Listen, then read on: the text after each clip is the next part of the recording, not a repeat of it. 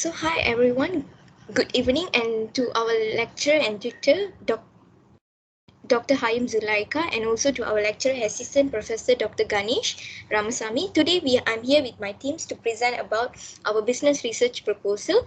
Next, I'm here from Group 7. Hua Qinglin is our group leader for Group 7. We are here with 6 members.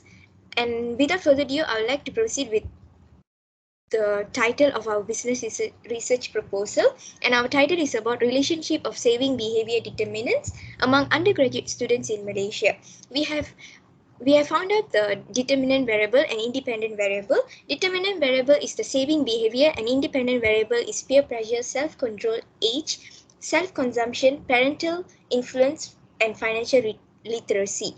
This title and the variables has been approved by Dr. Ganesh. Thank you for that, sir. Next, I would like to proceed with the background of study. As of our research, saving behavior is defined as an individual's attitude in saving their money by applying financial management knowledge. We also found that saving behavior affects both nation and household. Why it affects nation? Because saving rate influence economic growth. When saving rate increases, it will lead the ability of an individual to invest in a country to increase, and consequently it increases the economic growth. Next, the reason why it affects the household because it creates a financial problem. When family has less savings in their household, financial problem in their household increases. Next, based on our research and findings, next slide. Based on our research and findings, GDP rate is found that in 2013 it was 28.24% and it declined to 26.14% in 2018. And then hence saving rate in Malaysia was not in the desired level over the past few years. We also found that the undergraduate students from the age group of 18 to 30 years old play a huge role in our country in terms of saving their money. It is found under the article of waste in year 2015. Next, we also had done on the research and found that the population of undergraduate students was about 1.32 million students in Malaysia, especially. It was found under the article of MIDA 2021. Thus, we also found out that a large group of undergraduate students as of the population in Malaysia can affect the long-run economic growth, household income, and others. Next, I would like to state the problem statement here. Based on our research found, we can conclude that the decrease in saving rate statistics of Malaysia gives a concern on the saving behavior of undergraduate students in Malaysia. That's why we proceed with this research. So the first problem statement is inadequate knowledge on financial literacy. Why? Because it made the undergraduate students who receive study loans from paying their loans back while spending it uncontrollably. Next problem statement is the parents, where the parents can influence the student from saving money. A greater chance of fostering the habit in their children. Next is self-control mechanism. When high self-control, it will lead the savings to increase. We also state another problem statement which involves the peer pressure. Why peer pressure? Because they can change the mindset of undergraduate students.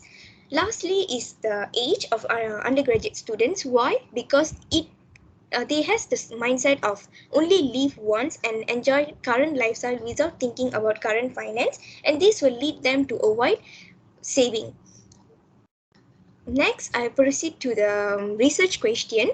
So we have listed down 6 research questions before we start with this research.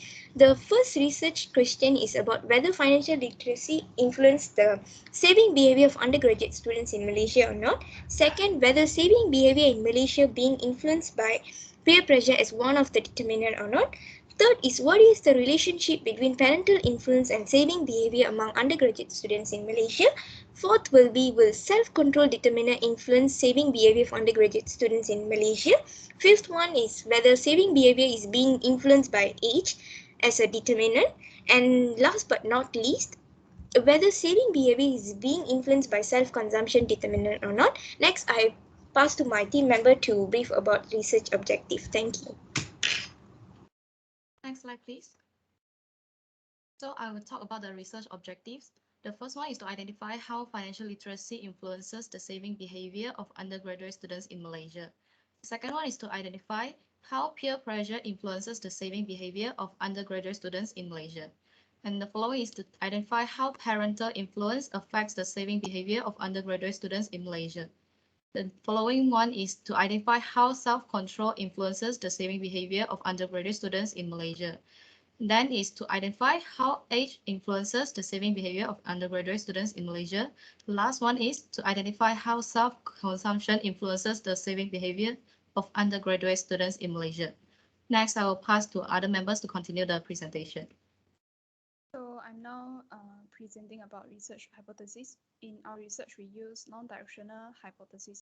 First hypothesis is financial literacy has a significant connection with the saving behavior of undergraduate student in Malaysia. The second one is peer pressure has a significant relationship with the saving behavior of undergraduate student in Malaysia. The third one is parental influence is significantly related to the saving behavior of undergraduate student in Malaysia. So the fourth one is self-control has a relationship with the same behavior of undergraduate student in Malaysia. And the fifth one is age has a significant relationship with the same behavior of undergraduate student in Malaysia. The last one is self-consumption is significantly related with the same behavior of undergraduate student in Malaysia. Next, I pass it to Zhihong to present about the significance of study. Okay, thank you, Qingling. Now, I will talk about the significance of study. The significance of our research is actually to let undergraduate students understand the importance of saving in advance, so that they can be self-reliant after working in society without relying on the help of their parents.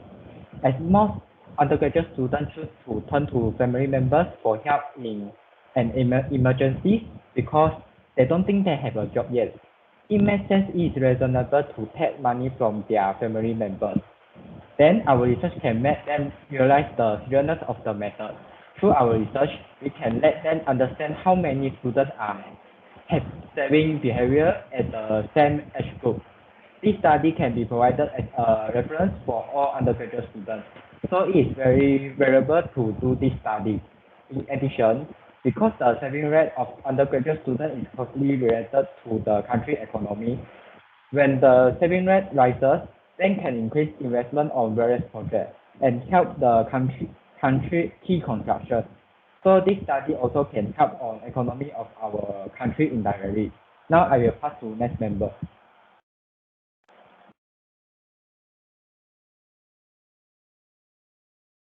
So I'll be presenting about the literature review. Start with the study context. As mentioned before, saving behavior is defined as an individual's attitude in saving their money by applying financial management knowledge. Saving behavior is likely relatable within undergraduate students as they consider as a large part of a large group of population in Malaysia that can affect the economic growth in the long run, household income, and also many other things. For theoretical foundation, this research is based on the theory of planned behavior that started as theory of reason action in 1980. This theory is to predict and explain a wide range of behaviors and intentions in many topics and aspects. Next slide.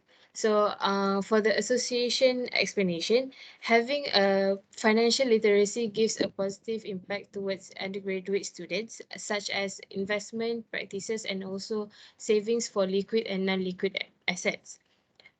Without financial literacy, it will increase the individual's financial debts burden, as they lack of financial information and also financial knowledge. It will contribute to the problem of having saving behavior, especially for young adults. Even though some suggested financial education in undergraduate studies, a study found that the education program was not statistically significant with undergraduate students' financial management behavior. This is because the students' purpose of learning financial management skills and applying it on daily basis is very less. In addition, the class will be conducted in a large group, so there might be forgetting the method that they have learned in class and effectiveness of the knowledge delivered might be reduced. For parental influence plays an important role in saving behavior among undergraduate students. This is because parental behavior and parental orientation may be weak, but it can give a big and clear impact towards their children's economic behavior. Self-control is one of the strong factor that could affect saving behavior for undergraduate students. Self-control is the ability to identify and regulate one's motion and desire towards one thing. It also called as self-discipline and the ability to delay enjoyment. Young adults are usually find themselves really difficult to resist temptation. Hence, they need to learn how to control themselves from overspending. Young adults are this generation that are easily to influence by peers. So they were influenced through direct and indirect interactions such as through discussion, rulemaking, reinforcement, and also many other things. Other than that, age is one of the factors that affect saving behavior. Young adults generation are considered to be able to provide a large labor force and are able to form a pattern of socio-economic development among various generations. As they are providing a large labor force, they will also be able to have income and learn on how the saving behavior works. Lastly is the self-consumption, where it relates in limitation of spending money with their income. Next, I'll pass to the next member.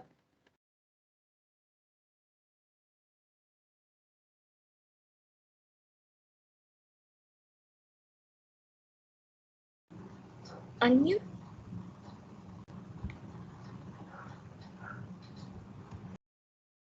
So this is the conceptual framework for our study. The left-hand side is the independent variables which will affect our saving behavior, such as financial literacy, peer pressure, parental influence, self-control, age, and self-consumption. So next, I'll pass to another member to continue for the research methodology. Okay. Next up, I'll be talking about research methodologies. Basically, this is the goal of the chapter. So it is to illustrate the data collection strategy and methods. So first up is research design. So the researchers will use the quantitative method because empirical assessment required numerical measurement and analysis. So next up, we also have used a deductive approach to evaluate the association between student saving behavior and the 6 characteristics. Next up is sampling. Sampling design is the process of picking an appropriate number of units from a population that of interest in order to provide trustworthy information about the entire population. Next slide. Okay, target population. The target population of the research is about 200,024 and 98 university students in Malaysia. We also have conducted the research among public university and private universities. So sampling frame and sampling location. The study does not use a sample frame since it uses a non-probability sampling approach. As a result, the questionnaire will be given indiscriminately to the students in a quantity equal to the sample size. Sampling element, we have a student enrolled in various credential and program of study at the designated university are the target respondents. So sampling technique to collect data, the researchers we have used convenience sampling strategy. Sampling size, the study does not use a sample frame since it uses a non-probability sampling approach. As a result, the questionnaire will be given indiscriminately to the students in equal quantity to the sample size. Research instrument, it is the data will be collected using a self-administered questionnaire approach. The study adapts questionnaire from previous studies on the subject and most of the employees. Most of it we employs Likert scale assessment for all of the variables in the suggested theoretical framework. I'll pass on to my next team member. Okay, measuring scales are divided into 4 levels, which are nominal, ordinal, interval, and ratio scales. In this research, we only use nominal, ordinal, and interval scales. For the nominal and ordinal, we use them in our demographic variable. The questions like gender, marital status, academic program, and part-time employment are all measured on a nominal scale. It seems like identified by a simple naming scheme. For the ordinal scale, we use it to measure about the age and monthly allowance received from parents. Then we can judgment by less than or greater than. For the independent and dependent variable, we use the interval scale and substitute the 5-point Likert scale that ranges from strongly disagree to strongly agree to assist us in completing our research. We take the result of the independent variable as a reference, which can directly affect the dependent variable. A higher score indicates that the respondent has a good behavior on saving money. Now I will pass to next member. So our data will be collected via an online questionnaire, which is the Google form that will be distributed to both local and international undergraduate. So this is because it answers a question related to frequency of response. For instance, how much, how often, how many, when, who, which is in our case, the actual frequency of saving behavior of undergraduate student in Malaysia, by using a quantitative data collection. So the goal of this measurement is to maximize the quality of data as well as minimize the data error for hypothesis testing.